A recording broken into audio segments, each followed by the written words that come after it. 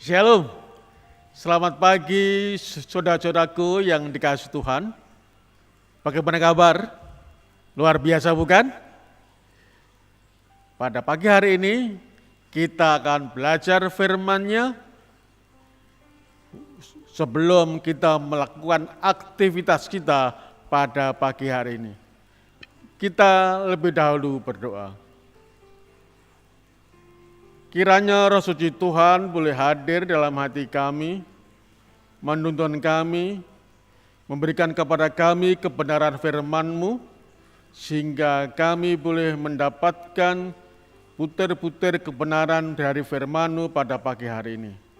Sehingga kami pun boleh dikenyangkan dan menjadi rema dalam kehidupan kami. Terima kasih Tuhan, dalam nama Yesus kami berdoa dan mengucap syukur. Amin. Judul pelajaran kita pada pagi hari ini adalah Gusti Mboten Sare.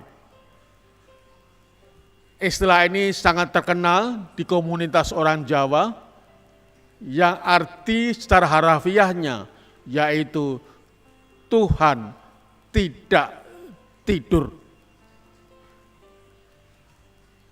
Kata-kata ini menyiratkan kepada kita akan keberadaan Tuhan dalam hidup manusia, kemahatauan Tuhan dalam kehidupan manusia, kemahalihatan Tuhan dalam kehidupan manusia, kemahamendengarkan kehidupan manusia.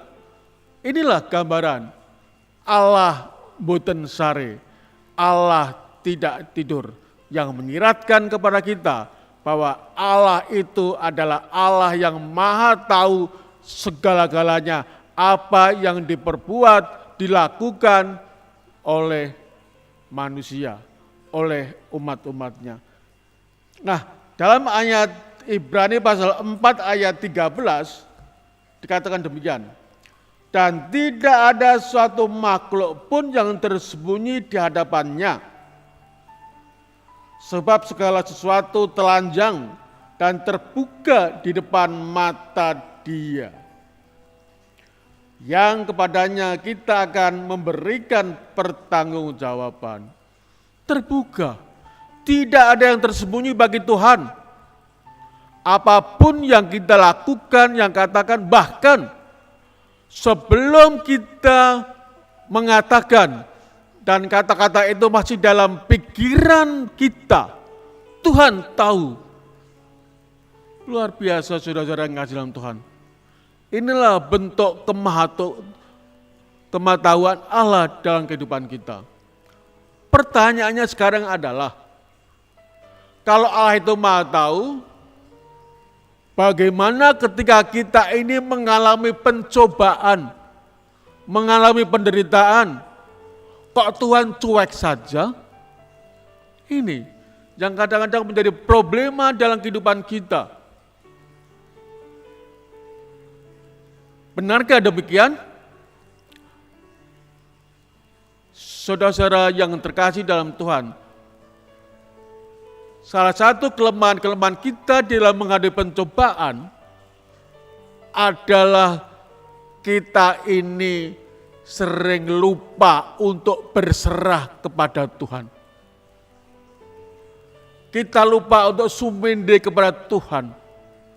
Kita lupa untuk menggantungkan kehidupan kita kepada Tuhan. Padahal saudara, di dalam kemahatauan Allah, di mana kita mendapatkan pencobaan dan kesusahan, Allah tetap berkarya dalam kehidupan kita. Dalam 1 Korintus 10 ayat 13 dikatakan demikian. Pencobaan-pencobaan yang kamu alami ialah pencobaan-pencobaan biasa yang tidak melebihi kekuatan manusia. Sebab Allah setia, dan karena itu Ia tidak akan membiarkan kamu dicobai melampaui kekuatanmu. Pada waktu kamu dicobai, Ia akan memberikan kepadamu jalan keluar, sehingga kamu dapat menanggungnya. Sungguh luar biasa. Ketika kita menganggap bahwa Tuhan itu cuek di dalam kesusahan kita, penderitaan kita, ternyata Tuhan berkarya dalam kehidupan kita, memberikan kepada kita jalan keluar, sehingga kita dapat menanggungnya. Saudara-saudara yang terkasih dalam Tuhan, nah bagaimana dengan ketika kita ini menghadapi musuh kita? Ketika kita ini ada orang yang berbuat jahat kepada kita. Ketika ketidakadilan ini datang kepada kita, bagaimana sikap kita? Apakah kita ini khawatir? Apakah kita ini membenci dia? Tapi fakta menunjukkan bahwa sering di dalam kelemahan-kelemahan kita berbuat demikian. Membenci apa yang dilakukan oleh orang lain kepada kita, ketika ketidakadilan datang kepada kita, ketika mereka berbuat jahat kepada kita, kita lupa bahwa Allah adalah Allah yang Maha Tahu, mengetahui apa tindakan kejahatan yang dilakukan kepada kita, mengetahui ketidakadilan yang dilakukan kepada kita, dan masih banyak lagi perkara-perkara negatif yang ditujukan kepada kita. Itulah sebabnya Tuhan memberikan kepada kita damai sejahtera.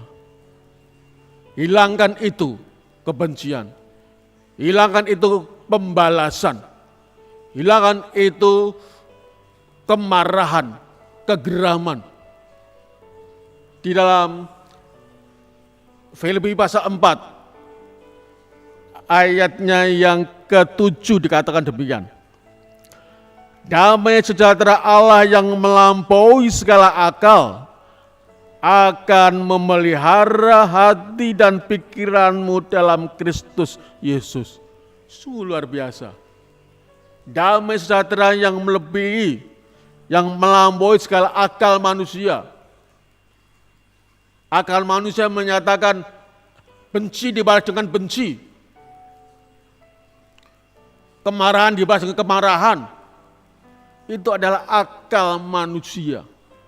Namun firman Tuhan mengatakan, Tuhan memberikan kepada kita damai sejahtera yang melampaui segala akal. Dan yang akan memelihara kita, memelihara hati dan pikiran kita dalam Kristus Yesus. Kiranya kasih karunia Kristus Yesus boleh menjadi bagian kita masing-masing. Dan kita boleh merasakan, mengecap Tuhan oleh karena Gusti Allah Mboten Sari. Tuhan tidak tidur dan tetap berkarya dalam kehidupan kita. Menolong kita di dalam segala kelemahan-kelemahan kita. Selamat pagi, Tuhan memberkati. Amin.